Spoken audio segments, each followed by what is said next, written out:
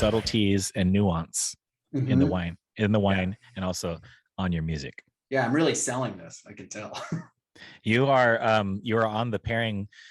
You're understanding how this works. Yeah. Can you also do that with now some of your favorite records that we're talking about? Yeah, I brought some. He brought them in. Nice. Yeah, I brought them in. And were you always collecting vinyl? Yeah, probably ever since music. Yeah. Cool. I remember mail ordering from Very Distribution back in the 90s, getting that thick ass catalog. Triple X distro. Pick one that's like maybe sentimental. I got that. Or maybe like something. Oh, okay. The first one was, I remember. Yeah. So you had asked for a particular pairing. So I wanted to give some shine to the Run for Your Fucking Life LP. So originally it came out on Gloom Records, maybe like 1999, 2000. And it's a perfect hardcore punk record. Tell us a little bit about this local band. Okay. So like it was made up of people who had been involved in Sandiego and Chula Vista punk music forever. But it captured the spirit of desperation, of nihilism, of attitude, and just like punk rebellion in this way that like was perfect. And you know, the singer has passed on, R.I.P. Jason Whedon.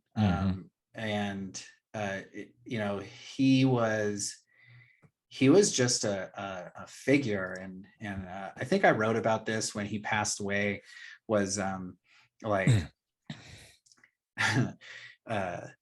there I don't remember the band, but there was a band that had played at Che that was being real awful, like really demanding and kind of bullying people into giving them more money or something. And Jason basically just walked out and he was like, nope, like, you're not going to do this. You don't get to talk to anybody like this. And if you have a problem with it, you can go through me.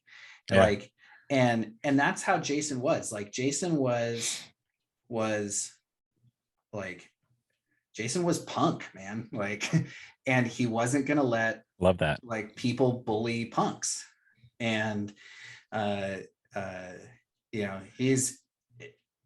this record, I think, is their best stuff. They have another EP out, but this record, I think, is just perfect. 31G reissued it last year. And so it looks great, has cool liner notes. It's an awesome band. It's an awesome record. And so I was thinking about the pairing that this goes with. Okay, yeah, let's go. Dude, this goes with Pokey's tofu potato mushroom tacos. Pokey's, yes. Or the burrito. It could go with the burrito, but either way, it's tofu potato mushroom. It's a classic. That's what it goes with. You're sitting there, you're eating that chips and salsa, and you're listening to this record. Dude, R.I.P. Jason Whedon. R.I.P. Jason. Shout out Pokey's. They were everybody's band. Like, straight edge, like spiky hair, Chicanos, crusty punks. Yeah, like everybody loved this band because like they were everybody. I mean, and that was kind of the cool thing, is that every subgroup thought of them as like, oh yeah, like everybody likes him, but that's my band.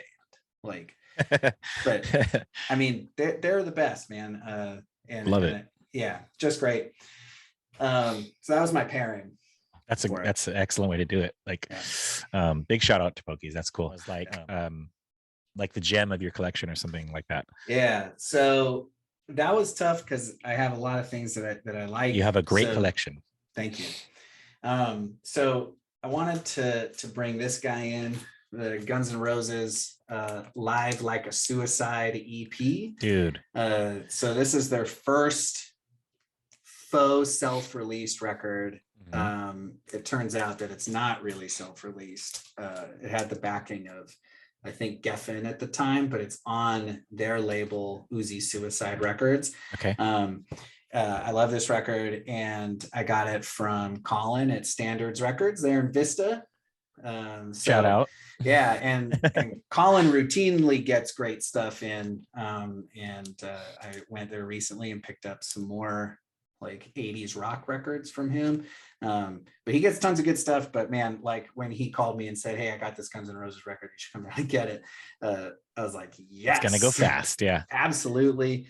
So this is a cool record. The songs on it are not nearly as good as what would come later, but right. Before the big it's production. cool. Yeah. It's a good record. It's cool. It's fake live and it's fake self-release. Oh, okay. Yeah. So you currently like buying gems, buying whales? I bought this probably in 2016. Okay, that was before the big boom.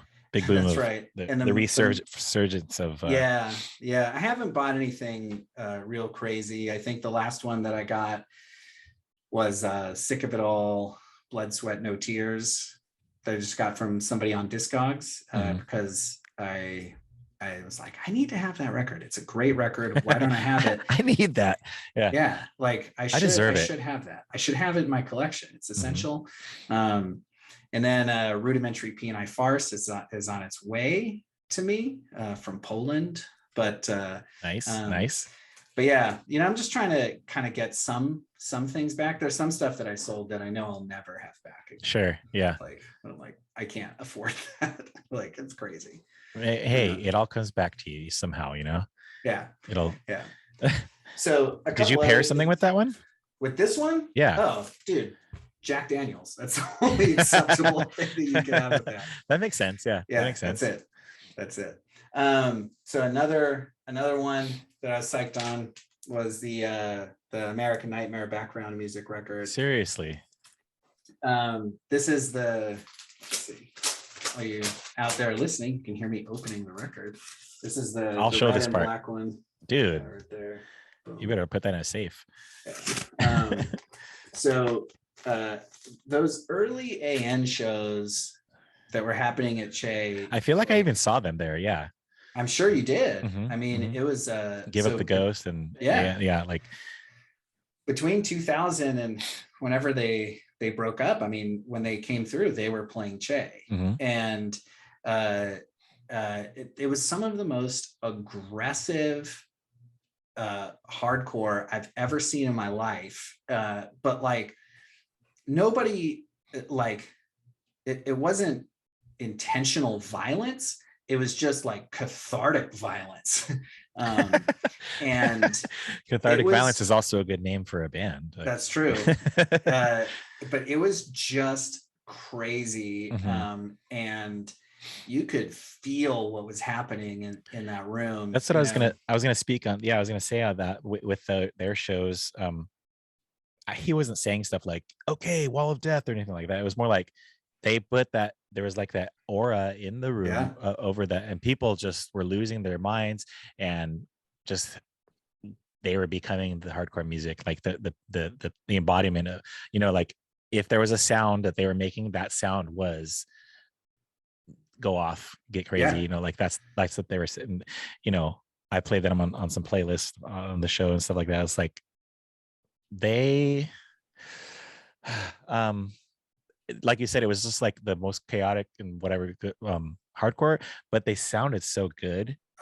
And they're like such a good musicianship and stuff like that. Like it wasn't so good. It didn't sound like chaos, even though it was kind of like that, but it sounded good.